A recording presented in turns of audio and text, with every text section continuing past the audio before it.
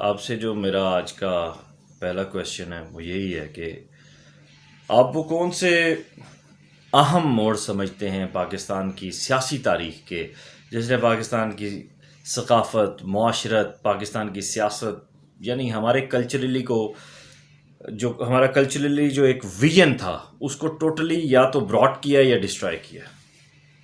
بسم اللہ الرحمن الرحیم.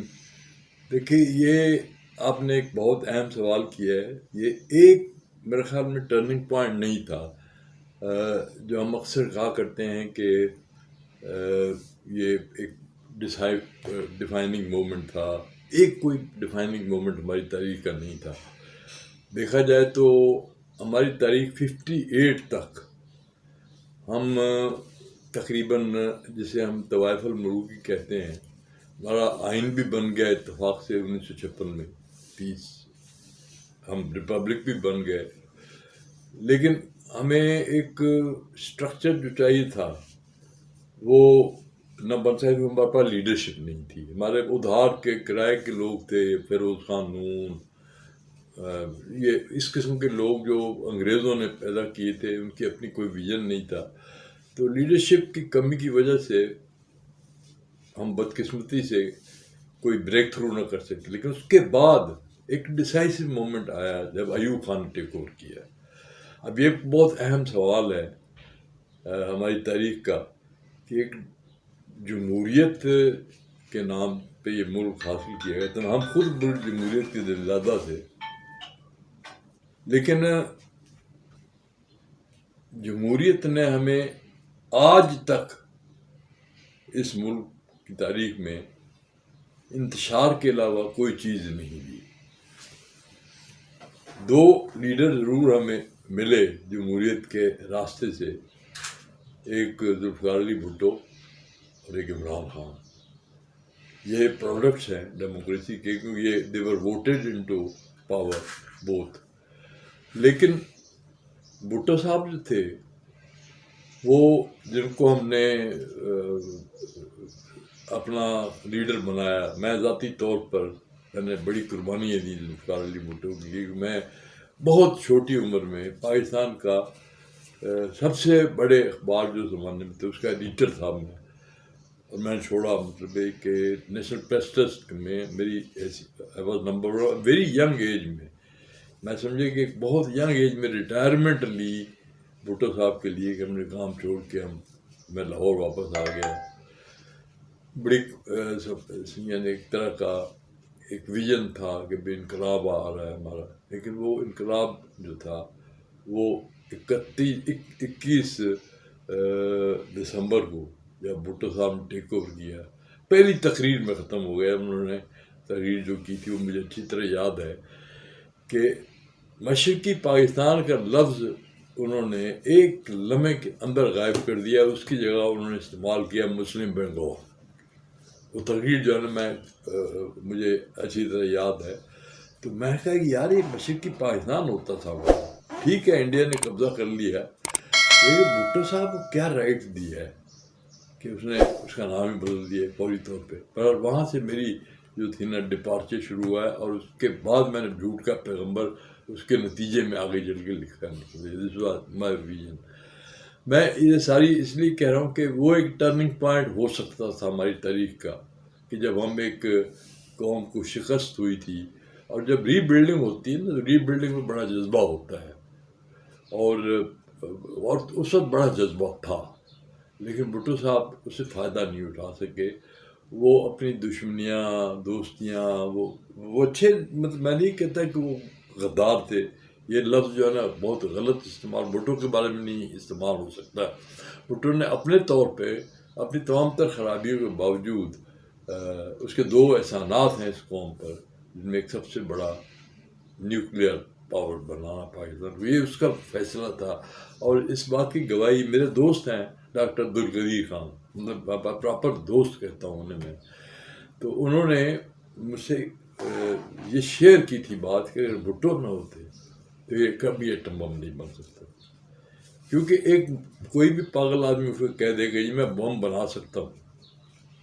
میں نے ایک کہتا میں نے ایک کلیم کیا تھا کہ آئی ہیو گاٹ دی، میرے پاس ایک فارمولہ ہے اگر مجھ پر انویسٹمنٹ کی جائے تو میں بم بنا سکتا ہوں. اور بھٹو صاحب نے مجھے بلا لیا اور چند سوالات کیے اور اس کا فیصلہ کر دیا ان کے کوئٹہ. مطلب یہ ایک بڑا ڈیسیشن تھا ہماری تاریخ کا، میرے خیال بہت بڑا ٹرننگ پوائنٹ تھا. اگر وہ نہ آتا تو ہم آزاد قوم نہیں ہوتے آج. یہ میں آپ کو بتاؤں کیونکہ لوگ اس چیز کو ریئلائز نہیں کرتے کہ ہماری آزادی میں کوئٹہ کا کتنا بڑا دخل ہے. یعنی آپ جب پرویز مشرف تھا، جب آئی بال ٹو آئی بال کانٹیکٹ لال قلعے کا واقعہ ہوا تھا، جب انڈیا کی فوجیں پہنچ گئی تھی، تو اگر ہم ایٹمی پاور نہ ہوتے تو وہ ہمارا کیا اثر کرتا ہے؟ کیونکہ بہرحال کتنے بھی وہ 5 گنا بڑا ملک ہے، اس کے بعد بڑی طاقت ہے. یعنی اگر کنونشنل وار میں ہم اس کا کوئی مقابلہ نہیں کر سکتے کبھی کسی اسٹیج پہ بھی. تو یہ ایک ٹرننگ پوائنٹ میں سمجھتا ہوں اس وقت آیا. یہ ایک پولیٹیکل اینگل سے میں بات کر رہا ہوں، جس کو بعد میں ہمارے فوج نے بھی، غلام شاہ خان کا بڑا رول ہے اس میں، اس نے، اور خود ضیاء الحق کا بڑا رول ہے. میں ایک بات بڑی دلچسپ کہنا چاہتا ہوں، شاید میرے کچھ لوگوں کو پسند نہیں آئی، کہ میں شہید کا لفظ جو ہے نا بہت کم استعمال کرتا ہوں. میں ان لوگوں کو شہید نہیں کہتا، لیکن اگر ذوالفقار علی بھٹو شہید تھے تو ضیاء الحق بھی شہید تھے، کیونکہ دونوں کا قاتل ایک ہی ہے امریکہ. دونوں کو امریکہ نے مروایا، اور دونوں کا جرم یہ تھا، بدقسمتی دیکھیں کہ وہ ہمیں کوئی شکایت ہے کہ وہ دونوں کا جرم ایک ہی تھا کہ انہوں نے پاکستان کو ایک آزاد مملکت بنانے کی کوشش کی. ضیاء الحق کا بھی یہی تھا. ضیاء الحق نے اپارچونیٹی دیکھی، حالانکہ اس کے خلاف ہیں لوگ بہت زیادہ. میں بھی اس زمانے میں خلاف تھا، میں قریب نہیں گیا اس کے مطلب، حالانکہ جھوٹ کا پیغمبر لکھی تھی، میں کم از کم وزیر بن سکتا تھا. میں آپ بتاؤں میری اتنی پوزیشن تھی اس وقت. صدیق صالح صاحب نے مجھے بلایا بھی تھا، میں آئی ریفیوز. میں نے کہا جی میری جنگ ختم ہوگی بھٹو صاحب سے، وہ میرا ذاتی جنگ تھی. لیکن میں یہ کہنا چاہتا ہوں کہ ضیاء الحق کو اگر ہم ری وزٹ کریں تو یہ جو آج ہم دنیا میں آزادی دیکھ رہے ہیں، ترکستان، ٹرکش ریپبلک جتنی ہے، یہ ازبکستان، یہ تاجکستان، یہ ترکمانستان، یہ سب جو ہے نا، اس کی آزادی کا جو چہرہ ہے وہ ضیاء الحق کے سر پہ. یہ ایک ڈیفائننگ مومنٹ تھا ہمارے لیے. میں آپ کو تاریخ کے ڈیفائننگ مومنٹ، پاکستان نے جہاں رول پلے کیا ہے، یہ جو ہم نے جنگ جیتی تھی، افغان جہاد جسے کہتے ہیں، یہ امریکہ کے بغیر جیتی تھی. یہ ہمارے ISI نے جیتی ہے یہ جنگ. ہم نے دنیا کی سب سے بڑی سیکنڈ بگیسٹ سپر پاور تھی، اس کو شکست دی اور یہ جنگ جیتی. بہرحال یہ میں 1988 کی بات، 1989-90 کی بات کر رہا ہوں، اس زمانے. تو ضیاء الحق کو انہوں نے مروایا امریکن سے، اور ان کا طیارہ جو تھا نا، یہ سب سے بڑا ایک المیہ ہوا تھا. ضیاء الحق جو تھا وہ ٹھیک ہے، ہمارے چونکہ ملک میں 2 لابیز رہی ہیں، شیعہ لابی رہی ہے، سنی لابی رہی ہے، اور ضیاء الحق کو ٹارگٹ کیا گیا ہمیشہ، پیپلز پارٹی نے بھی کیا ہے ہمیشہ. کوئی بھی انسان 100% فرشتہ نہیں ہوتا، 100% شیطان نہیں ہوتا. آپ بھٹو میں صرف شیطان تلاش کریں گے تو وہ بھی ایک بڑی زیادتی ہوگی، اگر صرف فرشتہ ڈھونڈنا چاہیں گے تو وہ بھی ایک زیادتی ہوگی. یہ لوگ جو تھے، یہ بیسیکلی یہ امپورٹنٹ لوگ تھے، میں جن کے نام لے رہا ہوں نا، یہ صحیح معنوں میں ان کا کنٹریبیوشن ہے پاکستان کی تاریخ میں. باقی لوگوں کو کوئی کنٹریبیوشن نہیں ہے. اب موقع ملا ہے عمران خان کو کہ وہ ایک رول پلے کر سکے. لوگ جو ہے نا شاید مایوس ہیں بہت ساری باتوں سے، کیونکہ ریولیوشن میں لوگ ایکسپیکٹ کرتے ہیں کہ بہت بڑی تبدیلی آئے گی فوری طور پر. لیکن میں یہاں ایک مثال دینا چاہتا ہوں آپ کو، تاکہ لوگ اس کو سمجھ سکیں. آپ نے شی گویرا کا نام سنا ہوگا، آپ نے فیڈل کاسٹرو کا کیوبا کے.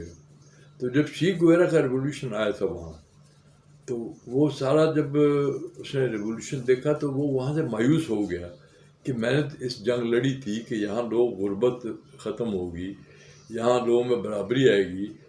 تو میں تو میرے کمرے میں AC ہے اور میرے ساتھ جو لوگ کام کر رہے ہیں ان کے کمرے میں AC نہیں ہے، تو یہ تو انقلاب تو نہیں آیا. تو وہ وہاں سے پھر وہ ساری دنیا کی سیر کرنے کے لیے گیا، جہاں جہاں سوشلسٹ ریولیوشن آیا ہے وہاں اس نے وزٹ کیا تھا. وہ آیا تھا ایجپٹ. ایجپٹ میں اس نے ناصر سے کہا، میں اس لیے بتا رہا ہوں یہ اس کا ڈائلاگ بڑا اہم ہے جو ہمیں بھی سمجھنا چاہیے. ناصر سے کہا کہ مجھے اپنا انقلاب دکھاؤ. اس نے بھی دکھایا. اس نے کہا یہاں بھی یہی حال ہے. تو ناصر نے اسے کہا کہ دیکھو یہ جو ریولیوشن ہوتا ہے نا، it's like courtship romance ہوتا ہے. ہم جنگ لڑتے ہیں، اور جو اصل ریولیوشن آتا ہے وہ ایک شادی ہی ہوتی ہے. اس میں ہمیں بل، بجلی کا بل، فلاں بل، یعنی وہ ایک ڈفرینٹ لائف ہوتی ہے. اس میں مسائل ڈفرینٹ ہوتے ہیں.